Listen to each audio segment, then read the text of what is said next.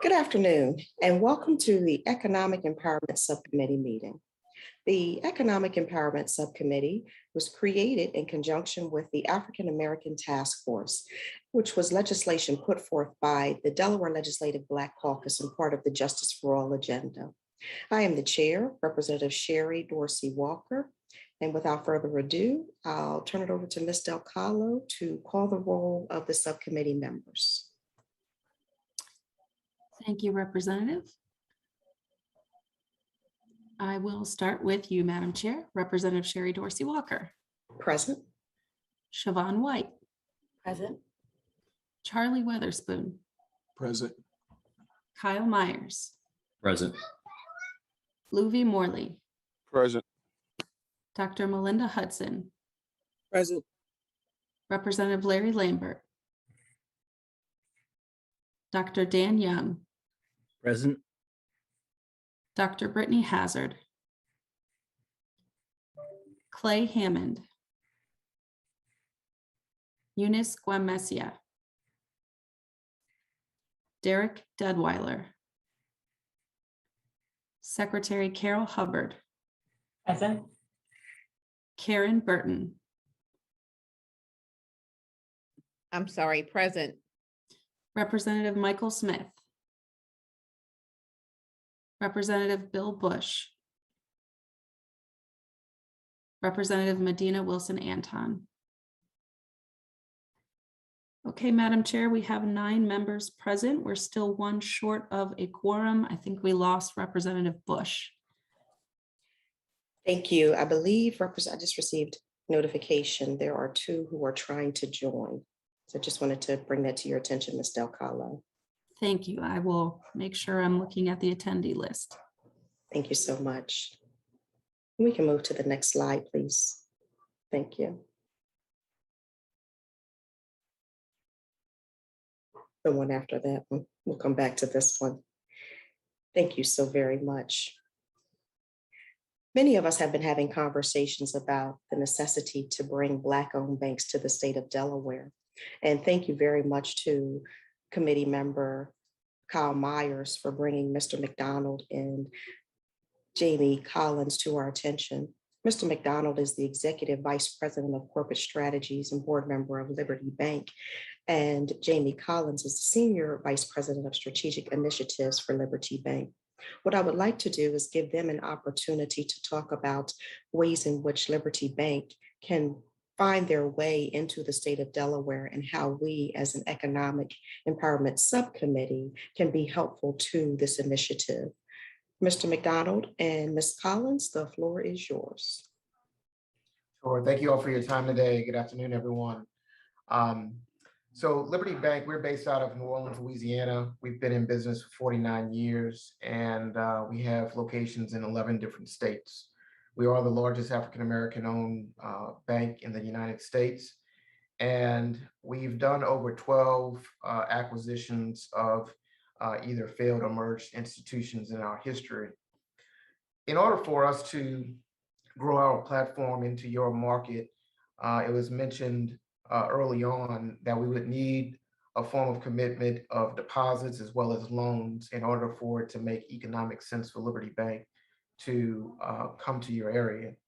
And so 50 million in loans, 50 million in deposits, and then also obviously community support, such as from the individuals that are on this phone. In terms of the lending that Liberty Bank has a history of doing is lending to small businesses. We're very passionate to place as many people into home mortgages as possible. And then we also have a small dollar loan program where we try to refinance individuals out of predatory loans. And I think those kind of 3 objectives or those 3 loan products became important in terms of for the Delaware area in trying to spark change and trying to make a systemic pivot for the history of financial freedom for Black and Brown communities within Delaware. And as we've been in business for 49 years, we've been profitable every year. except for 5. And so we have a big history on making sure that we make loans, and that we make loans in the different communities that we serve, and also get the money back. So we're not a nonprofit, we're a for-profit entity. And so we have a delinquency rate that is comparable to our peer group. So when we lend money, even though we take big risk with credit or borrowers, we also are really good at getting it back. And so when we come into communities, we do loans with individuals of 550 credit scores. We do loans with 150% loan to value. We do loans to small businesses that are typically declined by other institutions. And so with our commitment and coming to your area, we can make sure that we institute programs and help change some of the narratives that are in the community today. So I'll stop there, take on any questions, or Representative Walker, if you want me to touch on anything else. I really appreciate that. Thank you so much, Mr. McDonald. One of the things we were talking about is how we can, and we do have our treasurer present. Thank you, Madam Treasurer, for being with us, Treasurer Colleen Davis. One of the things we discussed is how Liberty Bank can work in conjunction with our treasurer's office. And I wasn't sure if you or Senior Vice President Collins wanted to pursue that particular conversation. Excuse me, while she's present with us.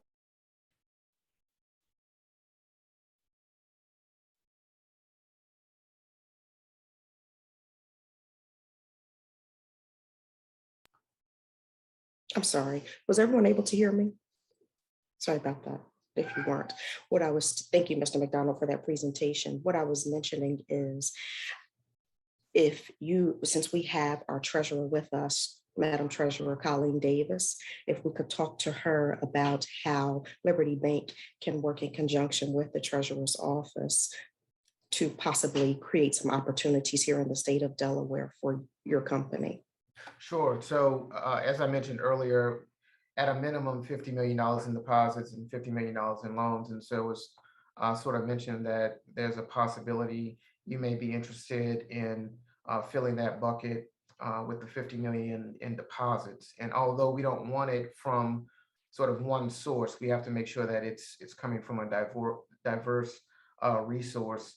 So if you have 5 million from one entity, 1 million from another, but the total aggregate is 50 million, that would be a tremendous commitment from you all, and translate that into us coming into your market. And Todd, can you talk briefly? I'm sorry, this is Kyle Myers. Could you talk briefly about how the function of the allocation works? Let's say the treasurer office or a treasury office from a corporation. We're talking about them just making a deposit from their balance sheet. This isn't a consistent 50 million every month or every year. These are funds that sit still typically. Is that correct?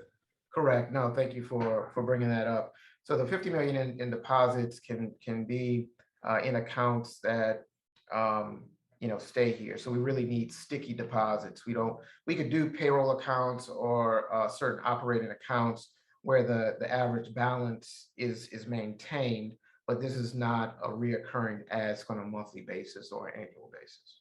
Right. And from your perspective, maybe you could help the committee members here understand how Liberty is able to action that 50 million for Liberty to establish a branch location, physical branch locations here in Delaware, but then also how it reverts back into the lending products that you're able to service the Delaware market with. And as we discussed previously, there's a lot of different ways we can target certain initiatives within your community. So if you want to help put 100, 200, 300, 400 homeowners in homes, then we start there and then we work backwards. I mentioned that we did a very unique program in the city of Detroit when essentially 90% of the transactions for real estate were either done by cash or by loan sharks.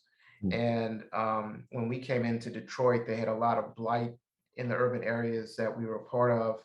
And so we lent up to 150% loan to value with a loan loss reserve being behind that. And so we leveraged that loan loss reserve 5 times.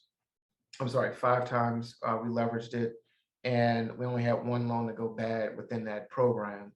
And so we know how to really move the needle. If you all put out certain objectives that you all want to achieve, we could then again work backwards and try to figure out if a loan loss reserve is needed, if a soft second program would be appropriate, or having some other corporations within your state to be a backstop for some of these loan initiatives.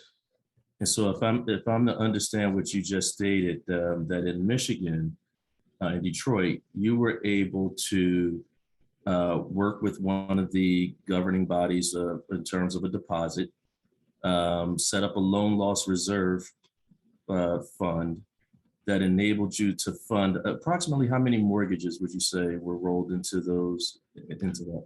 Probably 150, close to 200. Close to 200 loans with only one default during the program. Correct. Which means that your homeowners, because of the way you lend, because of the way you screen, were able to actively make their mortgage, actively meet the requirements of the product, of the lending product. Yes, that's correct. What is there any I'm going to call it information back from the state or the city to show how that I would call that an economic stimulus, how that for them, how it impacted city revenues, or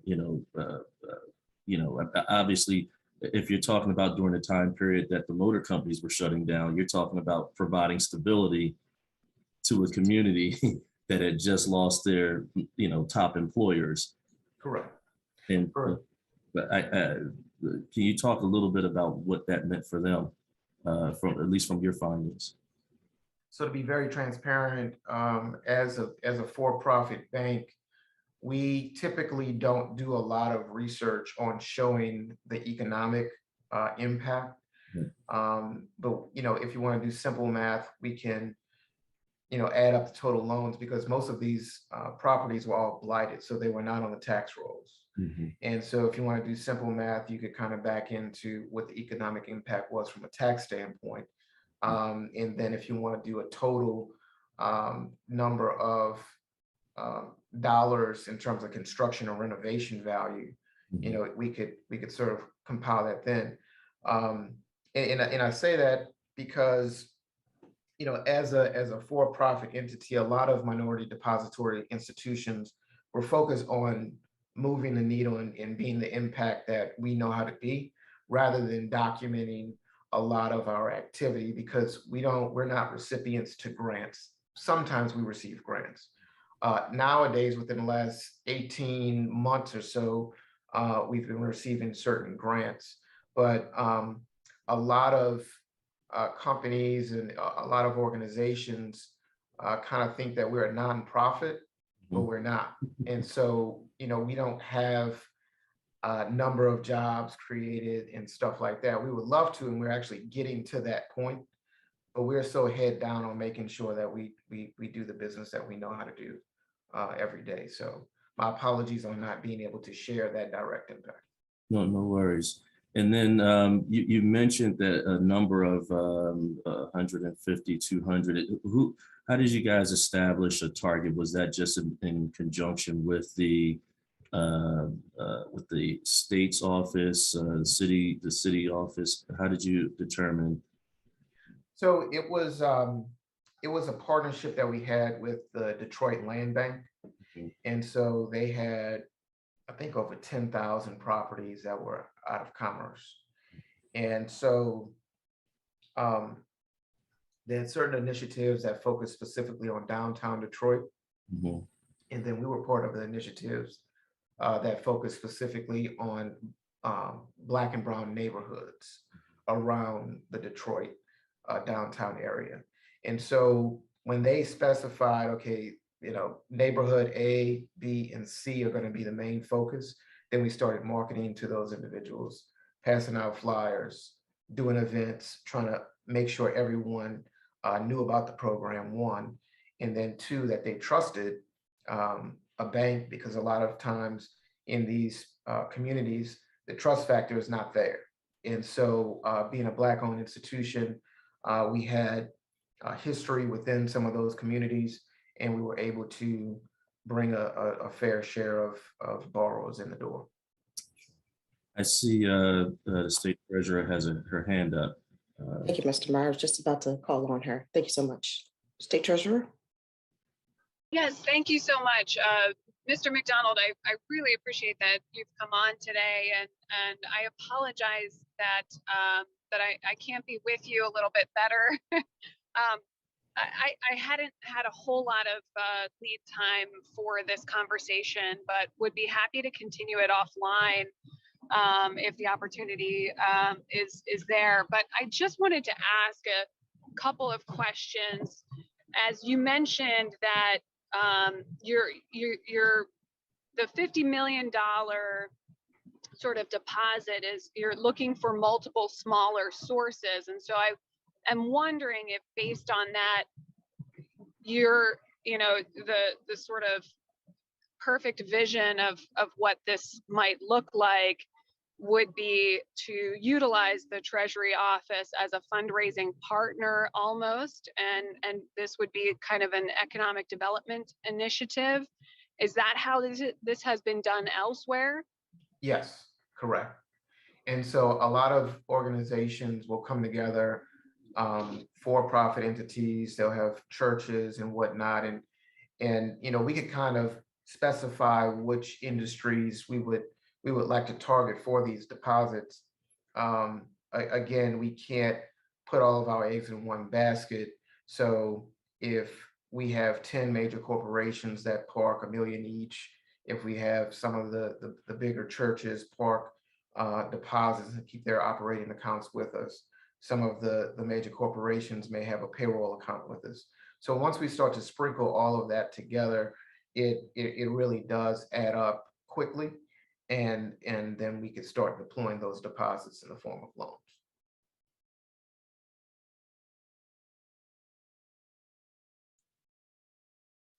And Todd, to piggyback on the treasurer's question there, I know I've talked to you about it, so I know the answer, but I'd like the rest of the committee to kind of understand a little bit about the diversity that is not just diversity for the sake of if the state pulls their money, but talk about the diversity in relation to the churches and being able to make loans to constituents and the businesses and making loans.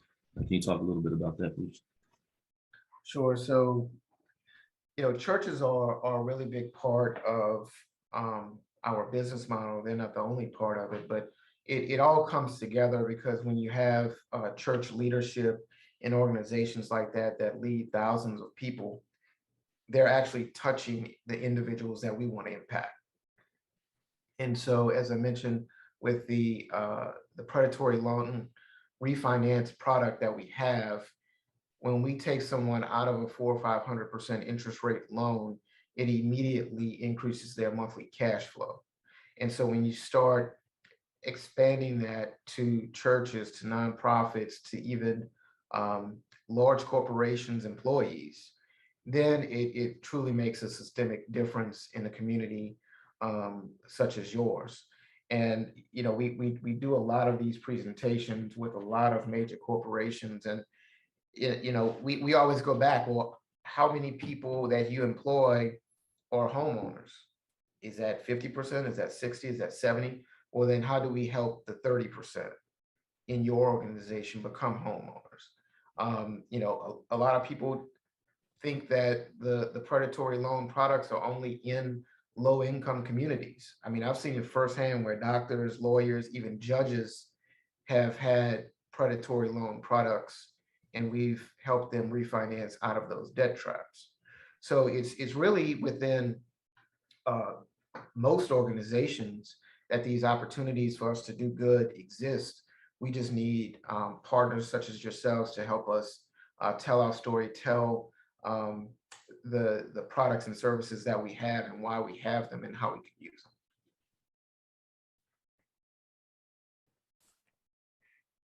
Mr. Meyer, did you have any additional questions? Because what I was interested in doing is putting up the recommendations from our previous meeting with Liberty so that the other committee members can see what has actually been recommended, and we can work toward creating opportunities here at the state of Delaware for Liberty Bank. I'm good. Okay, Ms. Del Callo, do you mind sharing those recommendations? And you know what, Mr. Del Callo, even before we do this, can we just get an approval for the minutes? I know they were sent out by my legislative aide. Yes. Yes, Emmy, if you could reshare your screen with the minute slide. And then we'll go right into Yep. recommendations.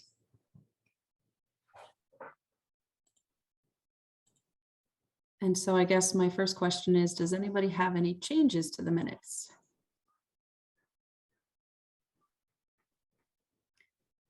Okay, guess hearing none. Is there a motion? So moved to accept the minutes without any recommended changes as offered and presented to the committee. Thank you, Mr. Deadweiler. Is there a second? Second. Thank you, Dr. Young. Minutes have been approved. Thank you. And Ms. Del Callo, will you please share your screen with the recommendations? And thank you everyone for your patience with that. Absolutely. Without approving the minutes from the previous meeting.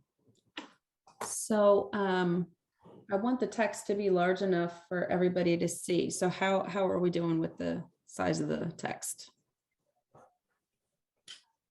We're good? Okay.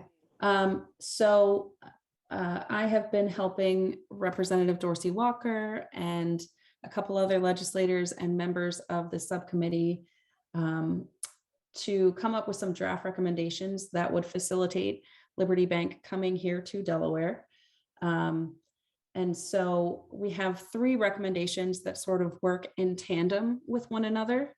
And these recommendations were developed, of course, very closely with Todd and Jamie. And so I'd just like to read them briefly, you know, the first 3, and then, you know, we can discuss further and hopefully Todd and Jamie can provide some more information about where these specific dollar amounts are coming from. And so the first recommendation is the Delaware General Assembly should pass a resolution encouraging the state treasurer to transfer $50 million of the state's cash reserves to a qualified Black-owned bank capitalized above $300 million. The resolution should further encourage the treasurer to engage with local governments throughout the state to encourage them to deposit portions of their cash reserves into a qualified Black-owned bank. This will allow the selected bank to open a branch in Delaware in an area currently underserved by the banking industry. So that's part 1 of the strategy.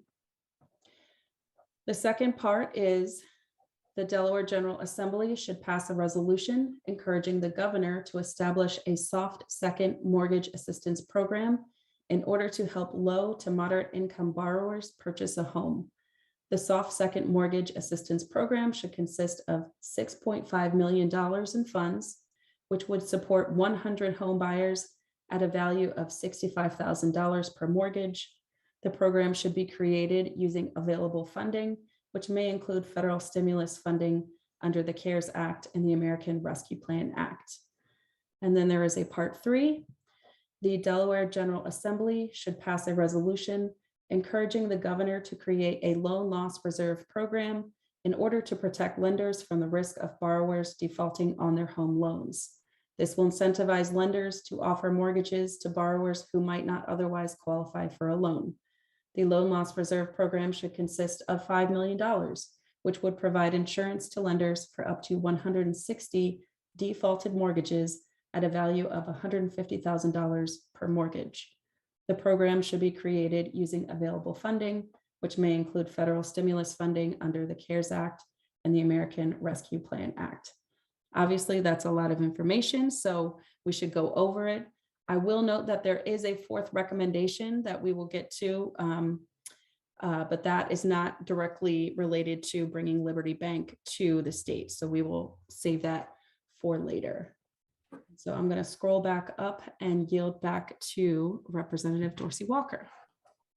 Thank you, Ms. Del Carlo. Really quickly, we do have the chair of the Economic Development Committee, as well as Insurance and Banking, who is a member of this subcommittee, Representative Bill Bush. Representative Bush, would you like to share some of your thoughts about the subcommittee recommendations?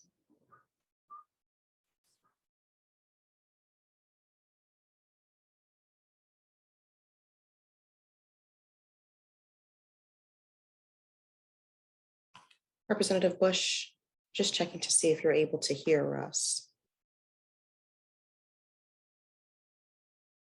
I know sometimes in his part of the state, he has connectional issues.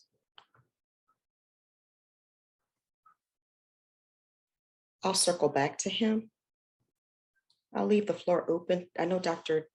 Dean Young, committee member Dean Young, Dr. Young would like to share some of his thoughts. I can see it in his eyes. I have on glasses, so that's real hard to see, but I'll, well, no, I mean, I think that, first of all, much thanks to Liberty Bank for the presentation, and as always, thank you to Kyle Myers for always being ahead of the curve and really making sure that we understand these different opportunities. The recommendations, clearly set up a very clear and expedient way to help Liberty Bank come here. In hearing the presentation, and thank you to Todd for the presentation. This makes sense as long as the folks on this committee and we make sure that we get people out to the community to utilize the bank and to also make sure that the bank understands the unique challenges and opportunities in Delaware, understanding Delaware culture and the Delaware way, and those very specific niche target populations that can really use the funding is going to be critical. We've talked about a series of these when we've talked about things like farming. We've talked about opportunities in cannabis. We've talked about drone technology. We've talked about the DBEs, black contractors and subcontractors needing to have bridge funding to be able to pay workers. I think that this can be an unbelievably great opportunity as long as the folks at the bank understand some of the unique culture and opportunities in the state of Delaware. I love the concept of both the soft mortgage program and the loan loss reserve program. And then it's just incumbent on us to encourage everyone to use these programs. And as Liberty is a for-profit, we need to engage with a lot of the nonprofits in the state and just each of us as citizens to help educate everyone about the opportunities. That tends to be one of the number one challenges, is not the availability of opportunities, but having the right education from the right people go out and circle the wagons, if you will, to make things work. So I applaud the subcommittee for drafting the recommendations, and once again applaud Liberty and applaud Kyle for bringing everyone together. And certainly, as we've talked about many times, Representative Dorsey Walker, you have my support, the support of the educational community. to do anything that we need to do to really help move this forward. Thank you, Dr. Young. Really appreciate you. Mr. Deadweiler, would you like to share your thoughts about the recommendations and how we can move the needle forward in Delaware? Sure do, Madam Chair. And again, thank you for your work to convene this group, to convene this very, very important discussion. As we've talked about the lack of availability of access to funds for in a number of our conversations, whether it was the topic on Blacks in agriculture, our Black farmers supporting disadvantaged, business leaders, access, in agriculture. We talked about it, the issue having access, limited access to funds, for those looking to do business with the state and contract opportunities with the state. We certainly had the conversation, and we've had it a few times, and it's great to see to have our state treasurer on the call with us as we continue the discussion about having access to asset managers to participate in the investment banking opportunities that are connected to our pension fund. So, at the center of all of these conversations that we're having to support business growth, the consistent, the theme is lack of access to capital for Black businesses to effectively compete and or just simply have the opportunity to participate in successful business opportunities here in the state of Delaware. So thank you for, again, convening this conversation. I offer kudos to Todd and Jamie and the Liberty Bank team. I know we've had a couple of conversations in advance of this, but again, thank you for your presentation and sharing with us some of the details to support the recommendations that we have here today.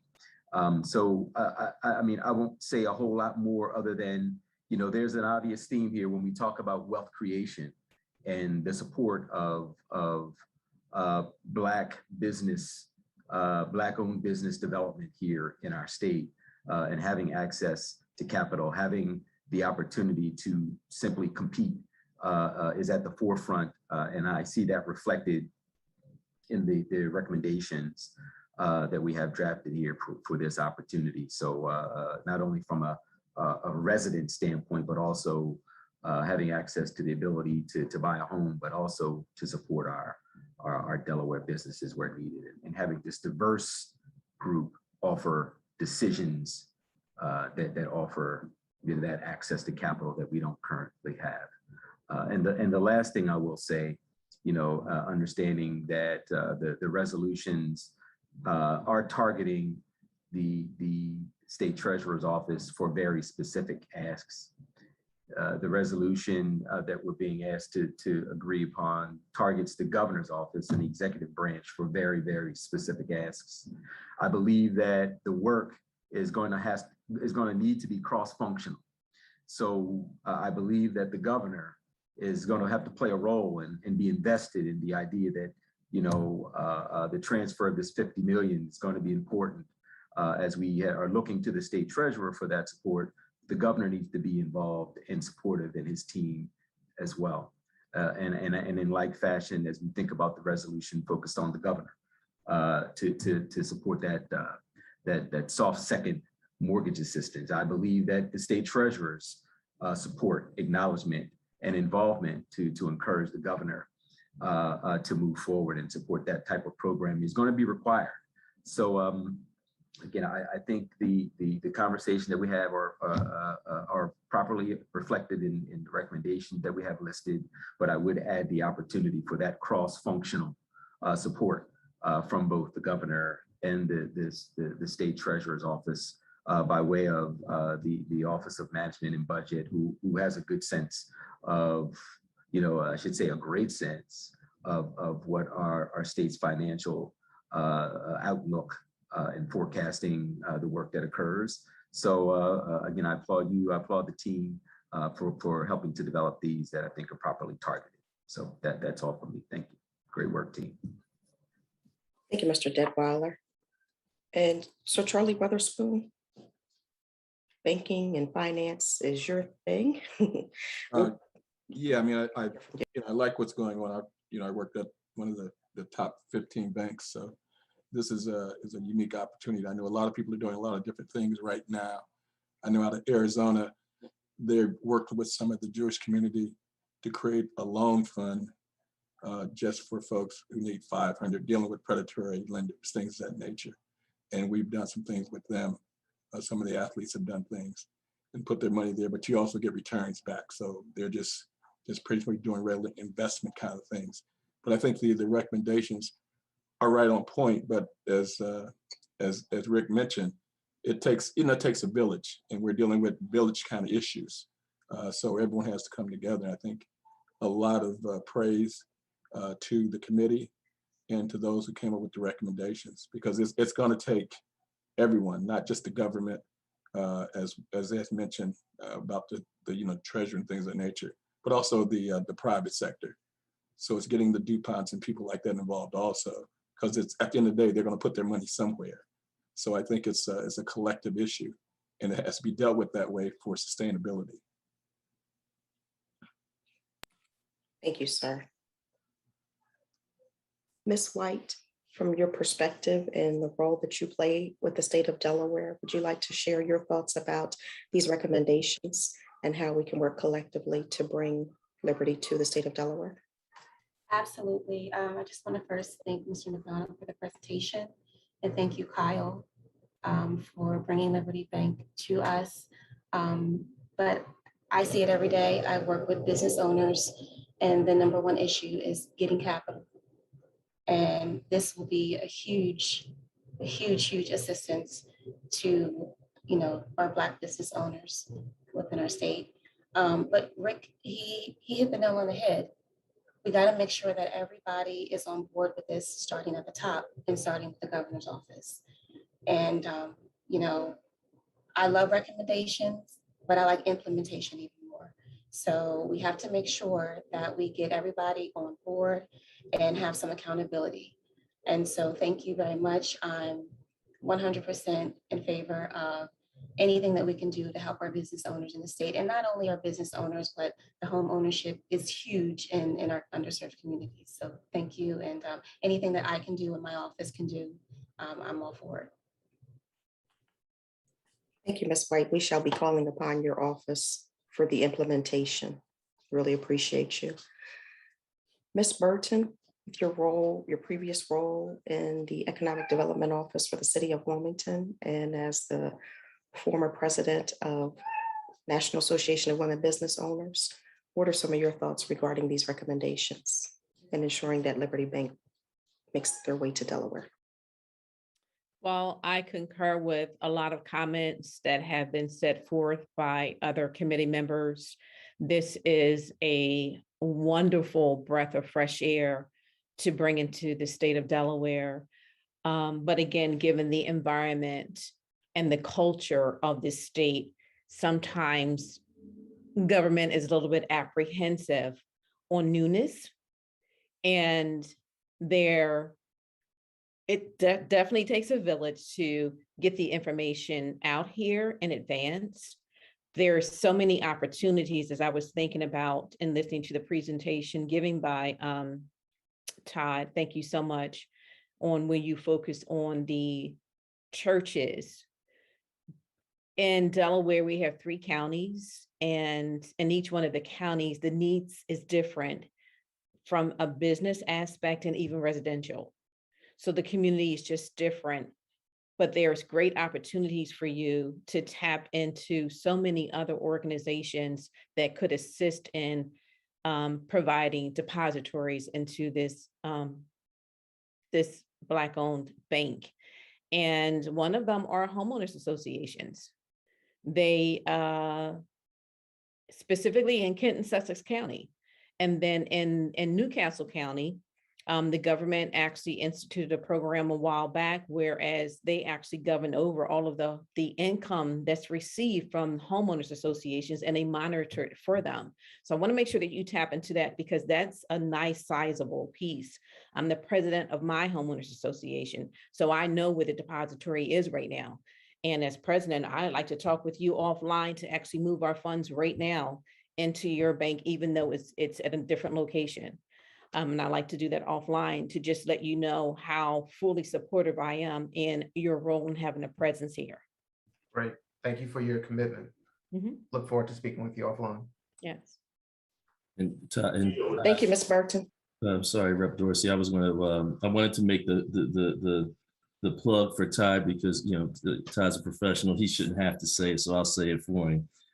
We don't have to wait to engage Liberty with business owners that need business loans, with homeowners or would-be homeowners that would like to finance mortgages.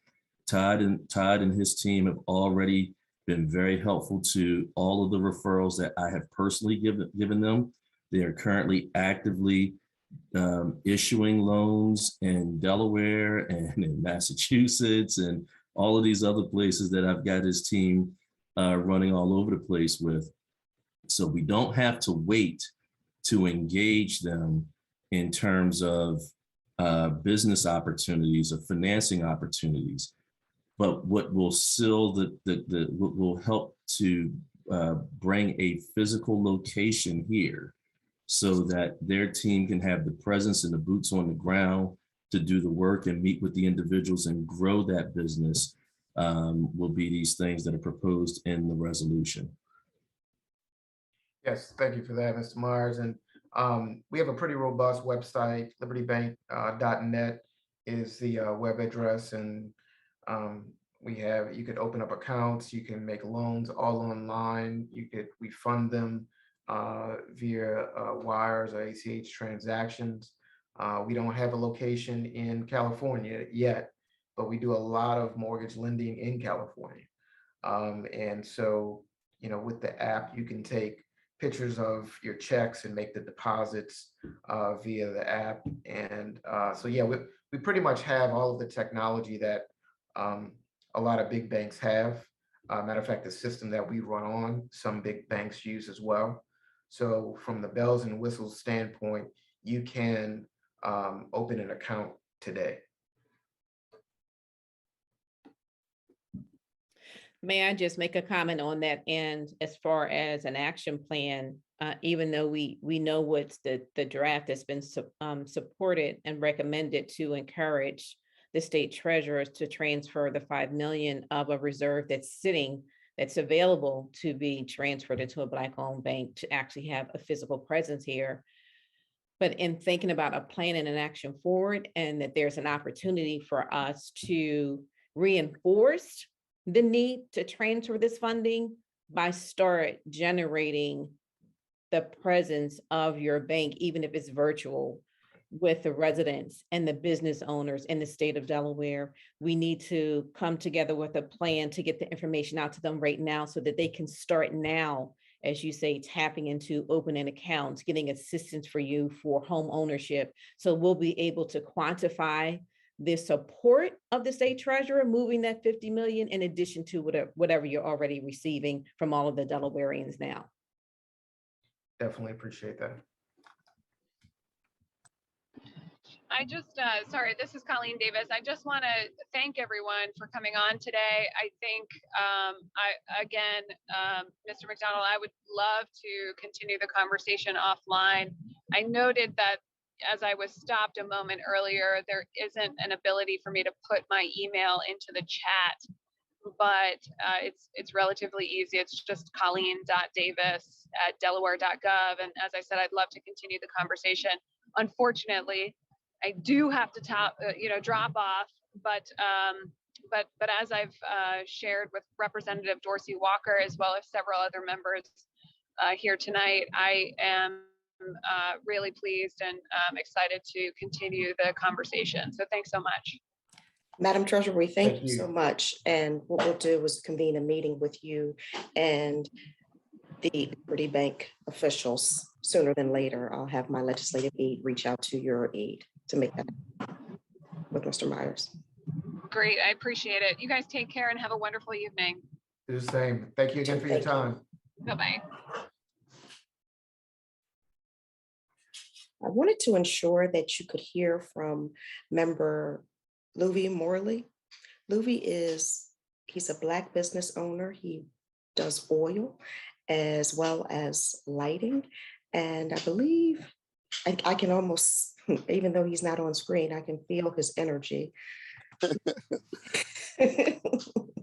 You know I was ready to ask a question, right? Yes, I'm turning it over to you now. And thank you very much. And it's been a breath of fresh air, just listening to the conversation. Kyle, you and I, we've talked offline, and then you've tried to help me with our funding challenges and just hearing what Liberty Bank does and their approach and how we're missing that here as a Black business owner. So in addition to our energy company, due to COVID, when things slowed down, we added residential construction and then commercial painting. So we're going after state contracts. There's several schools being built. We can do the work, we go to bid, and then it's just prohibitive for us to even participate. There's a 10% bid bond. Then when you get the contract, 200% bonds, performance bond, and then payment bond. I mean, all those things. It's not like we cannot do the work. It's just all those other things that are in place that are prohibiting us from participating. We just can't even start, let alone maintain the payroll if a prime contractor, because most of the work we're doing now is as a subcontractor, if a prime contractor holds your funds for 3 months, right? And if you go complain, then you're not going to get no work. So just hearing everything, I'm super excited. I'm ready to open up an account. I mean, let's get going. And there are a lot of stuff that can be done, right? There's several schools being built. The problem we're going to have with Black contractors, and me specifically, and a bunch of us, we're not going to be able to participate, mainly because we just don't have the capital, operational capital, and all those things to participate, right? It's not that we cannot do the job. Painting, there's no magic in painting. There's no magic in laying down floors. We're not demoing a whole building. And even demo is not that, intensive, right? It's not like we're building huge structures. So those jobs that we can do, we just cannot participate. And those things are like 50 million, several millions of dollars. We cannot participate in that, all because we don't have access to capital with bonding. Bonding is based on several things that happens, right? They're looking at your cash flow and have you done a job this big before, So having a bank that can truly sit down, understand your problem and say, hey, this is how we can work with you. I mean, it's a breath of fresh air. I think it's something we truly need here. And whenever the flyers and materials are ready, I know several people, we will be in the streets, letting them know about it and ensuring that this endeavor is a success here in the state. Great. Thank you for those comments and your commitment to supporting us if all of this comes together. Thank you. And so, but now that was just so question I do have, and what you guys did in Detroit. So like in Delaware here, a lot of new houses are going up. Those developers, they're few. They have their guys already. Where we're getting a lot of traction, or when people move in, they're calling it, hey, can you build our deck? Hey, can you finish our basement? So a lot of Black contractors are getting business that way. And then when they're land bank houses you mentioned, those houses have been sitting down for a while. So that would be a gut rental. That's opportunities for a lot of us, minority contractors, Black contractors specifically. That's opportunities that we can go after, where in the new builds, we're kind of, we just cannot participate. Sure. And so is your question around, do we support initiatives like that for like renovation loans or smaller loans that homeowners seek to improve their property? Yes, that's one part, right? I'm just thinking, now you see Detroit. So the people doing the renovations, obviously they were local contractors. Yes. Obviously some of them were Black contractors. So it was a two-part. One, feedback from how it trickled down, not just the homeowner as saying, hey, you got a loan, you get a house, but the guys doing the work as well. Absolutely. It was definitely a community effort, and so much so that we interviewed all of the contractors that were participating in the program. And so we saw fortunately or unfortunately, during Hurricane Katrina, we saw how a lot of homeowners were taken advantage of, where they were asked to put up 20% of a cost estimate, and they never heard back from a contractor. So we actually assisted with vetting contractors that were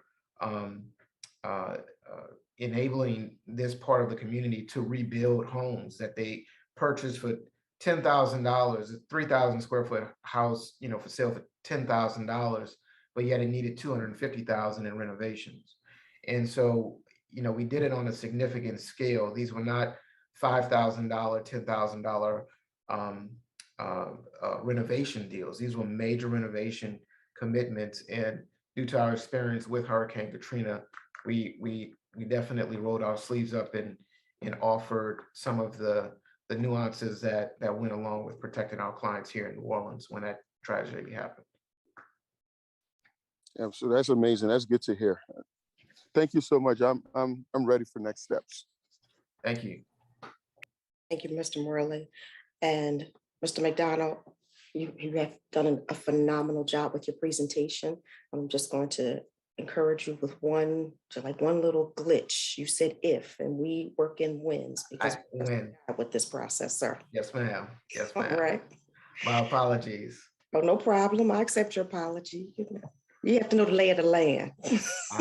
I'm starting to learn quickly. Yes, these are wins, okay? Wins. Yes, ma'am. Wins. I just wanted to give the opportunity to Dr. Hudson as well as Secretary Hubbard before we move into voting. Dr. Hudson and Secretary Hubbard, would you like to comment on the recommendations?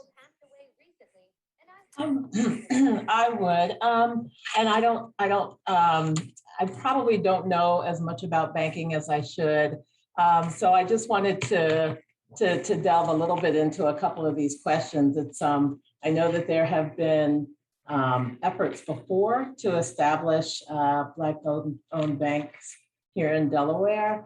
And I can't remember the folks involved, but certainly this is a long overdue need in the state. There were a couple questions that I had, just sort of technical questions in terms of how this could actually be implemented. Typically, I know, and the Treasurer's Office could probably respond to this more fully than I know that whenever we're procuring services, there's typically an RFP process whenever state funds are allocated. There's a recognition that there has to be an open sort of competitive bid. So, and I know that, it's been difficult to find a group to come into Delaware, but, I just had, wanted to ask the questions, were other Black-owned banks approached and then not really interested in following through with coming to Delaware. And, I just, don't know if there are other entities who are willing or able or want to come to Delaware. So my question is really around, would we be required to go into some sort of a formal RFP process if we're going to be utilizing state funds for something like this? So the other questions that I had specifically were around the loan loss reserve program and the soft second mortgage assistance. And my question was around, were these leveraged in Detroit and the other areas where you're doing business, Mr. McDonald, to sort of help you expand your reach beyond New Orleans? The other point I wanted to raise, and I'm sorry, I'm kind of trying to get through these quickly. I've got to drop off the call soon. But I wanted to just relate that I saw that American Rescue Fund plans are being implicated in part of these recommendations. And I know that there's some ties that the ARPA dollars have to be tied to specific objectives and really approved through a process involving the Attorney General's office where they're signing off on these expenditures. So, and I didn't know coming in late on this conversation whether that had been done to ask those questions of the AG's office, whether that this would be a viable expense under the American Rescue Plan, and whether there are CARES Act dollars left at this juncture to be leveraged in this. And so those were my the areas that I had questions about, and I'm not no banking expert, but just looking at the practical implementation side, are these things that have been considered by this group before we enter, into making recommendations. Great question, Secretary Hubbard, and the answer to the questions are yes. Thank you. Mr. McDonald, would you like to share additional information with Secretary Hubbard?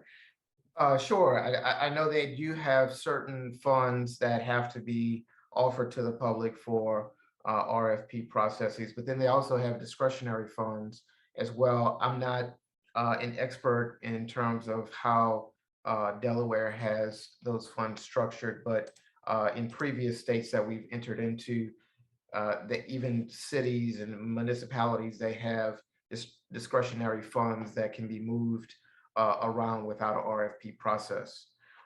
In terms of the soft second and the loan loss reserve in Detroit specifically, we only use the loan loss reserve, not the soft second. And there's a number of different tools that we can use, and it all depends on what you all want to accomplish. And so we kind of use our toolkit to make recommendations for different situations. So that's all adjustable. In terms of if they have funds available for your state from the CARES Act pool, I do not know.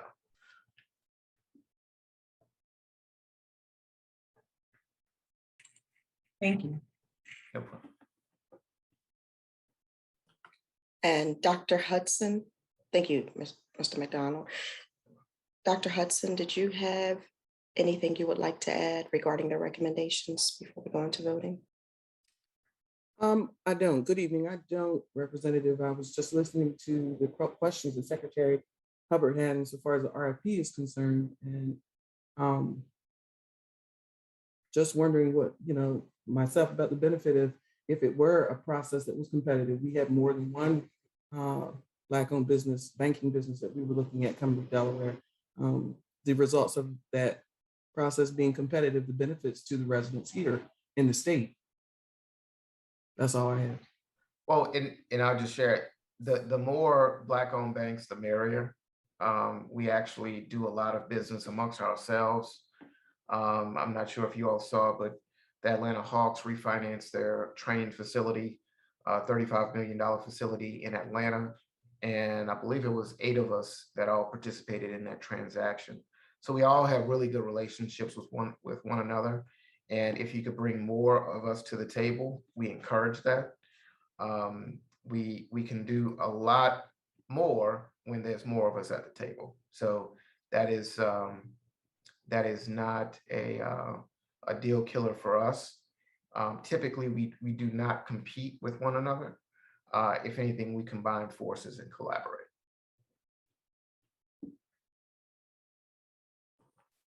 Absolutely love it, Mr. McDonald. Thank you. Thank you, Dr. Hudson, for your question. Ms. Del Carlo, would you like to take the reins now, please? Yes. So, Emmy, if we could get the slides back up, that would be great. And I believe, Representative, you are ready for us to vote on these first 3 related recommendations one by one. Is that correct? That is correct. Thank you. Okay. So Emmy, if you could go to the slide with the first recommendation. Right there. Okay. So I will just read this back over. This first recommendation is the Delaware General Assembly should pass a resolution encouraging the state treasurer to transfer $50 million of the state's cash reserves to a qualified Black-owned bank capitalized above $300 million. The resolution should further encourage the state treasurer to engage with local governments throughout the state to encourage them to deposit portions of their cash reserves into a qualified Black-owned bank. This will allow the selected bank to open a branch in Delaware in an area that is currently underserved by the banking industry. And so I believe at this point, we might need a motion.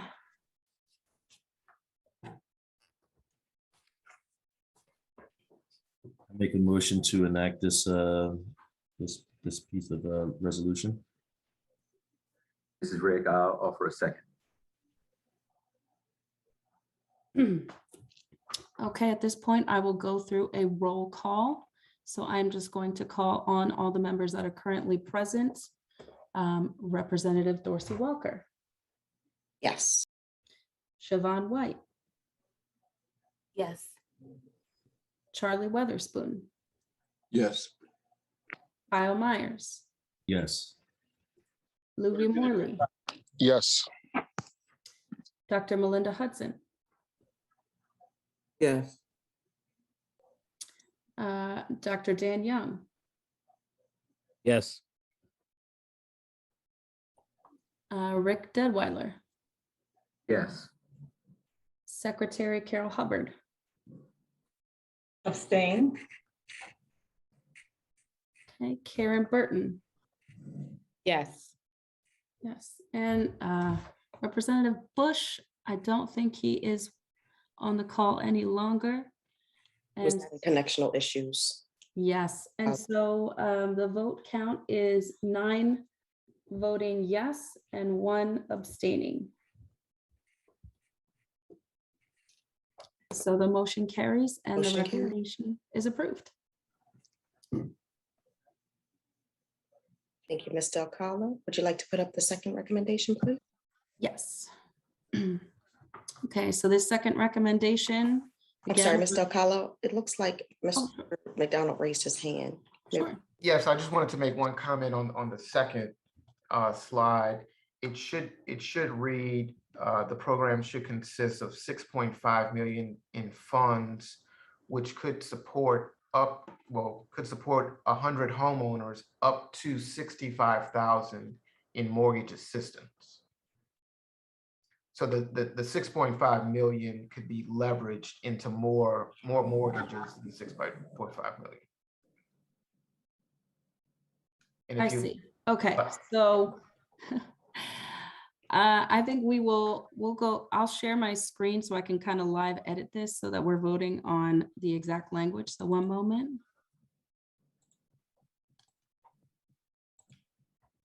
and my apologies, I think we'll make a motion. I think we'll all, unless there is a concern, we might want to make a motion to accept that adjustment. I think we all agree that it sounds like that creates a better opportunity to leverage those funds, but just for the sake of operating the business conversation tonight, we might want to accept that adjustment to the language as stated. That's great. I just want to make sure that on my end, I'm accurately rewriting it. Gotcha. And so, Mr. McDonald, so yeah, change that to could, and then support 100 homeowners. I'm sorry, well, home purchasers up to 65,000 per mortgage or with mortgage assistance, however you want to word it, up to 65,000 with mortgage assistance. We're good. Mhm. Yeah, that's good. Yes. okay, thank you for that. And so I guess now we will entertain a motion to accept this recommendation as rewritten. Yes. So moved. Charlie Weatherspoon. Kyle Myers seconded. Okay. And so I got to go back to my screen where I can read off everybody's names. And so I will just go down the list once again, beginning, of course, with Representative Dorsey Walker, Yes. Siobhan White, Yes. Charlie Weatherspoon, Yes. Kyle Myers, Yes. Louis Morley, Yes. Dr. Hudson, Yes. Dr. Young, Yes. Rick Deadweiler, Yes. Secretary Carol Hubbard, Yes. and Karen Burton. Yes. Okay, so we have 10 members voting yes. The motion carries. Thank you, Ms. Delcalo. Third recommendation, do you mind posting that, please? Thank you. Okay, and so then this is the third recommendation, working in tandem with the other two related to how we would facilitate Liberty Bank coming to Delaware. Unless there are any line edits that we need to make, I'd rather not reread the whole thing just because we do have one more recommendation we need to talk about. And I want to make sure we have time for that.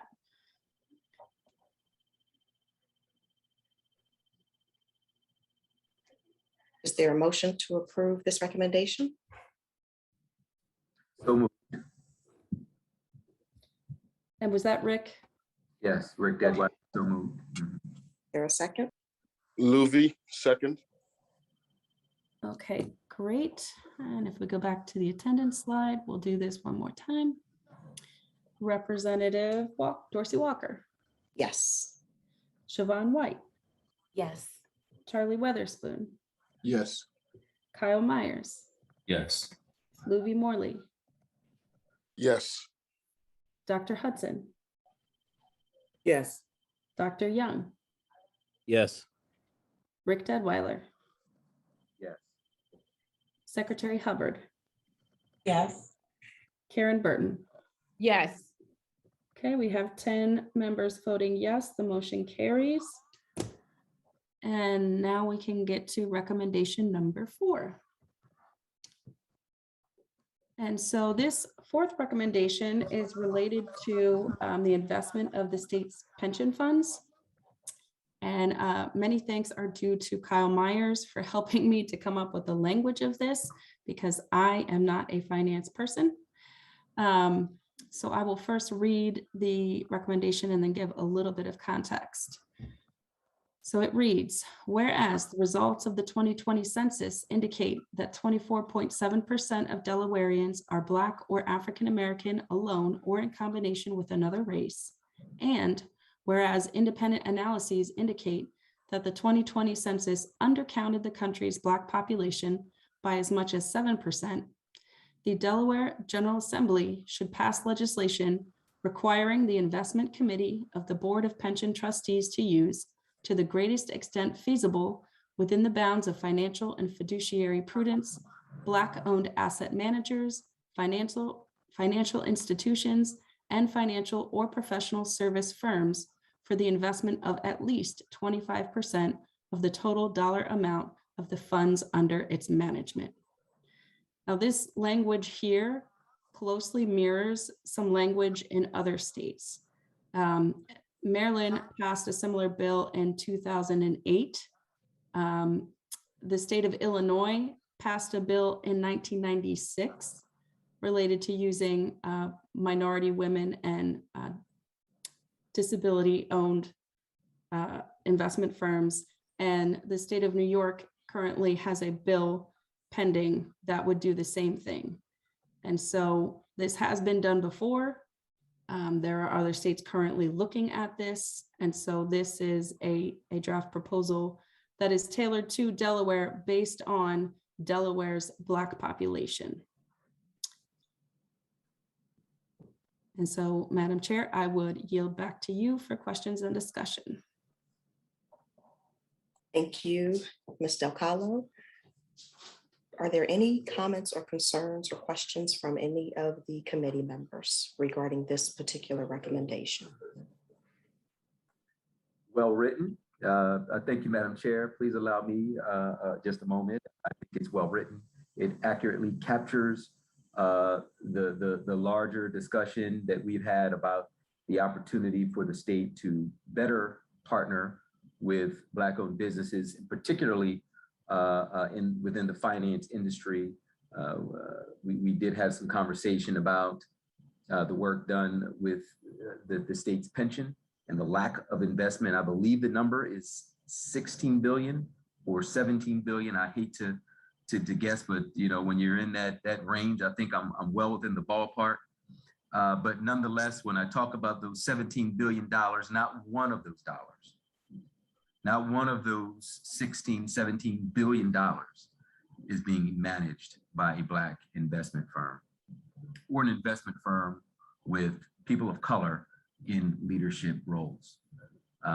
So I think the language that's been captured accurately reflects the population and the opportunity for our business, the business of the state, to reflect our work that's connected to its constituents and residents. So well done. Nothing more to add, Brother Myers.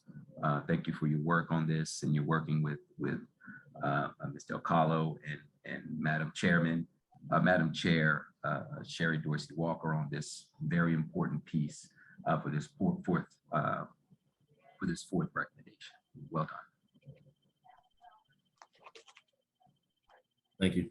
Mr. Detweiler. I'd like to just make a quick comment. I concur with my brother, Mr. Detweiler, and more importantly, I love that you all really paid attention to the language and that you did not include people of color or minority owned and made it specific to African Americans or Black owned. Thank you.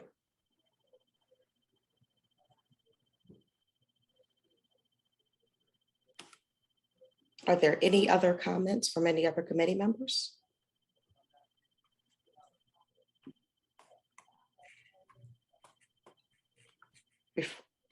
Secretary Hubbard, I'm sorry. No, I'm just, I understand this is legislation being considered in other states. I'm just want to have a small conversation or somebody who can tell me a little bit about the bonds of financial and fiduciary prudence. Is there any guidelines around the states that are enacting this legislation that really define what that means? Do they have any specific guidance? I mean, is it that it seems to me to be a little bit broad, and wanting to know if those who are more involved in this than I am have any concern about the broad nature of this. And in some ways, I don't want it to be, it seems like a big piece of wiggle room, and if any states have been able to, define what that means. Well, thank you for that question, Secretary Hubbard. The answer is that no state has been able to directly pinpoint that terminology without running up against the language of legislating diversity and inclusion, which then runs against a legal argument against the Constitution, right? So you can't mandate that these entities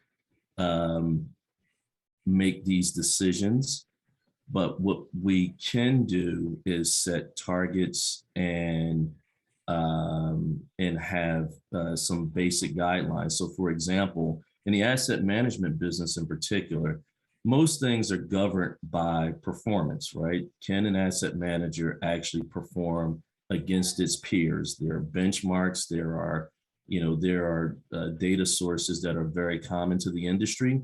And all of these data sources, without fail, each one, you can go to Northern Trust, you can go to Cambridge, any of these organizations will tell you that smaller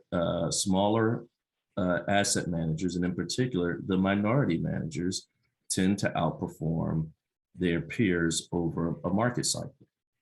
And so performance never really is the gauge that they try to use to screen minority firms out. They'll go with things such as, well, size.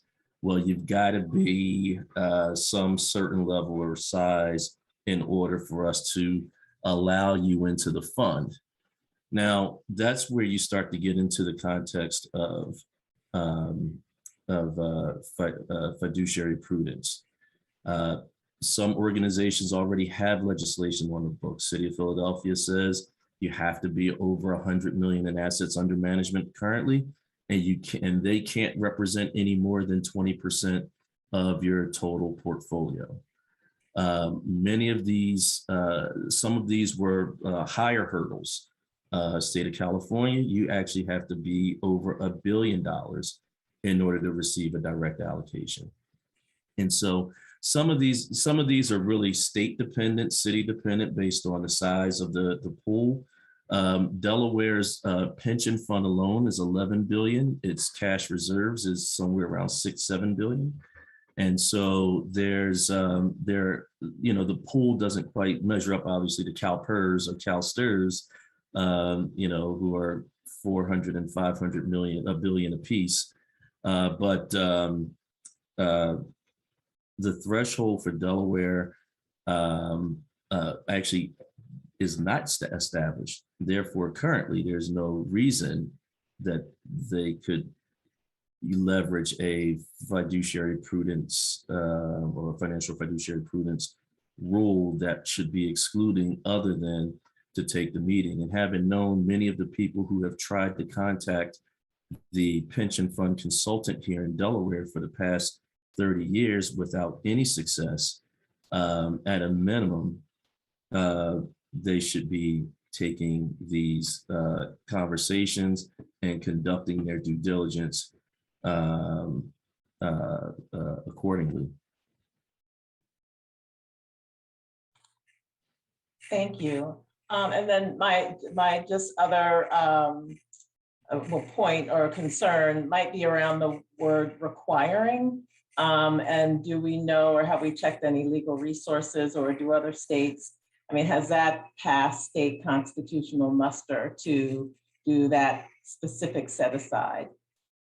So again, going back to that same approach, required may be too strong for the way it could be argued or argued in court.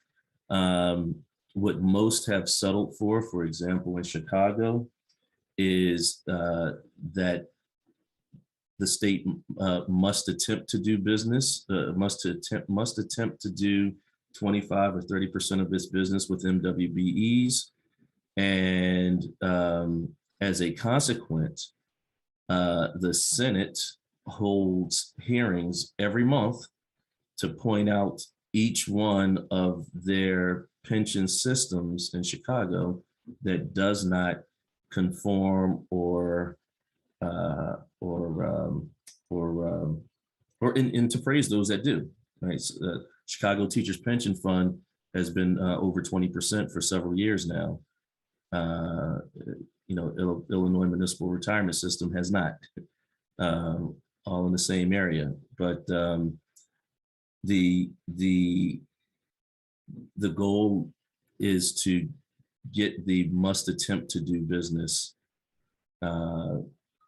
with MWBE organizations at a rate of roughly 25%.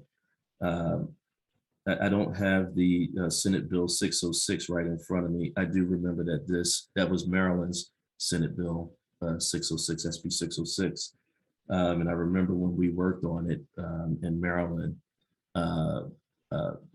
Senator Pugh was very adamant about what she wanted her language to read, and it read much just like this. And I don't recall if it passed exactly like this or if another version is passed. I'll have to read back over it. Nonetheless, the state of Maryland has the Terra Maria program, which focuses on Black and Latino and women-owned investment firms. And I believe out of their 96 billion, they have roughly around 12 billion with minority private equity firms, real estate firms, and asset managers. So, you know, they're doing the job, and their governor's very supportive of it. Thank you for that thorough explanation, Committee Member Myers. Secretary Hubbard, did that give you some clarity? It did, thank you. Okay. Ms. Del Carlo has her hand raised, and then Ms. Burton. Yes, thank you, Representative. I just wanted to share, I have Maryland's bill as it was passed up in front of me. And so the language that they used is the Financial Management Committee shall attempt to use to the greatest extent feasible minority business enterprises. So that is the language, shall attempt to use to the greatest extent feasible. Thank you for that, Ms. Del Carlo. Appreciate it. And their percentage is 40%, correct? For MBEs and DBEs in Maryland? Should be 30 or 33, or that was kind of Senator Clarion call. A third of the population is Black, a third of the money should be run by Black people. I love it. I love it. Well, that's the thought process here. A quarter are Black, a quarter of the money should be run by us. Great quote. Ms. Burton and then Director. I just wanted to just confirm that based on the due diligence and the research surrounding all of this from past meetings held, that you had a subcommittee of the subcommittee to work diligently for a due process to bring opportunities for equality of Black or African-American business in this state for progression. So I want to again thank you all, because I know you did a lot of work in order to provide facts and to provide states that already have this program enacted. So I want to thank you for that, everyone who worked so hard on this, because I know there were countless hours of you all really beating the pavement, of connecting to the resources, of doing the research. So I want to just thank all of you all. And I just wanted to comment on that once again. You did an awesome job to bring forth something that we discussed a year ago now to fruition. And as it's languaged, it does not state that the state is actually going to accept this, but it says they're going to do their best to put a due process in place to provide an opportunity. And that's how I am basically summarizing all of this to be. Thank you, Committee Member Burton, but I would like to share that it was your work as the National President of the National Association of Women Business Owners, and you're working with the city of Wilmington that helped us bring this to fruition, along with Mr. Meyer and Mr. Meyer's amazing brain. I just to spend like 5 minutes there. It's a great place. Director White. It's dangerous. It's dangerous. Good things. I think Caitlin answered my question, because I did also have just a little bit hesitancy around the requiring word. I know that Maryland, they do have set asides, and I know that they had a disparity study, and I don't know if a study was done for the feasibility of this, but now that she read the language, which says the greatest extent feasible, I think I'm very, very comfortable with that. Because anything that we do that's required on this scale definitely has to be legally defensible in court. Thank you, Director White. Are there any other questions or concerns?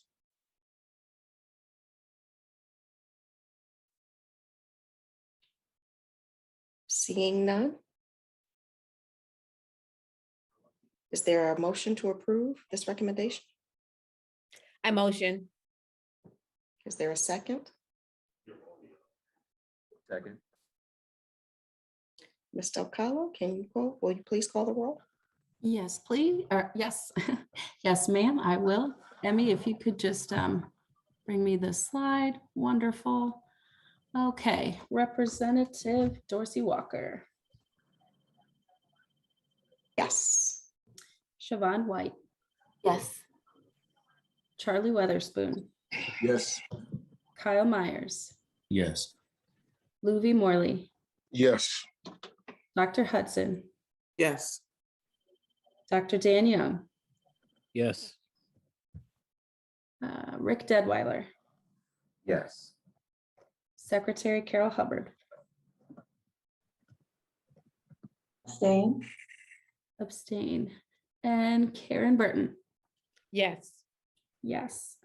Okay, Madam Chair, we have 9 voting yes, 1 abstaining. So I believe the motion carries. Motion carries.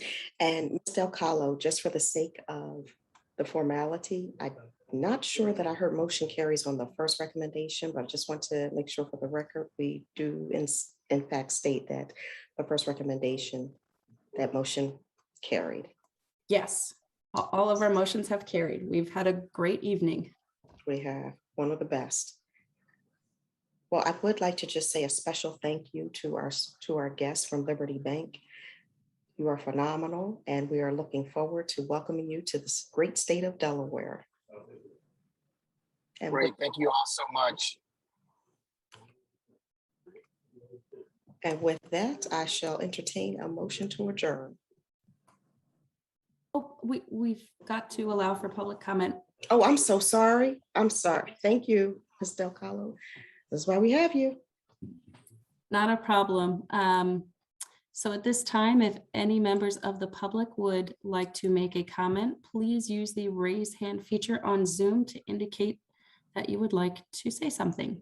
And I will give everybody a moment.